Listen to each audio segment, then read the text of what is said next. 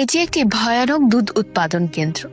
এখানে গর্ভবতী মহিলাদের পশুর মতো খাঁচায় বন্দি করে রাখা হয় এবং তাদের সাথে অমানবিক আচরণ করা হয়। যখন পুলিশরা ঘটনাস্থলে পৌঁছায়, তারা চোখের সামনে দৃশ্য দেখে হতবাক হয়ে যায়। বাতাসে কয়েকটি স্বচ্ছ পাইপ ঝুলছে, আর সেগুলোর মধ্য দিয়ে মহিলাদের তাজা দুধ প্রবাহিত হচ্ছে। কিন্তু চারদিকে খোঁজাখুঁজি করেও পুলিশরা অপরাধীর কোনো চিহ্ন পায় না। পুলিশ দ্রুত বন্দি কয়েকজন মহিলাকে উদ্ধার করে। এই মামলার দায়িত্বে থাকা মহিলা পুলিশ তার তীক্ষ্ণ বুদ্ধি ব্যবহার করে বুঝতে পারে যে এই ঘটনা কোনো সাধারণ ঘটনা নয়। তাই সে সেই কারখানায় গভীর অনুসন্ধান শুরু করে। সে দেখে পাইপগুলোর অন্য প্রান্ত একটি পাত্রের সাথে যুক্ত এবং পাত্রের নিচে ক্ষুধার্ত শিশুদের একটি দল রয়েছে। অর্থাৎ মহিলাদের দুধ সরবরাহের মাধ্যমে একটি স্বয়ংক্রিয়ভাবে এই শিশুদের পালন করা হচ্ছে।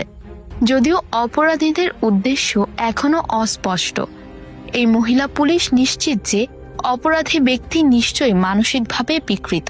সে যখন কিছুই বুঝতে পারছিল না, তখন দূর থেকে একটি করুণ কান্নার শব্দ শোনা যায়। অপরাধীকে খুঁজে বের করার জন্য সে ভয়কে দমন করে সেদিকে এগিয়ে যায়। যখন সে ধীরে ধীরে পর্দা খুলে একটি রুমে প্রবেশ করে, তার মাথা ঝিমঝিম করে ওঠে এবং শরীর শীতল হয়ে যায়। সে দেখে দেয়ালে তার অসংখ্য ছবি আটকানো রয়েছে। অর্থাৎ অপরাধী অনেক আগে থেকেই তাকে ফলো করছে এবং তাকেও এই নৃশংস জীবন্ত দুধ উৎপাদনের যন্ত্রে পরিণত করতে চেয়েছিল।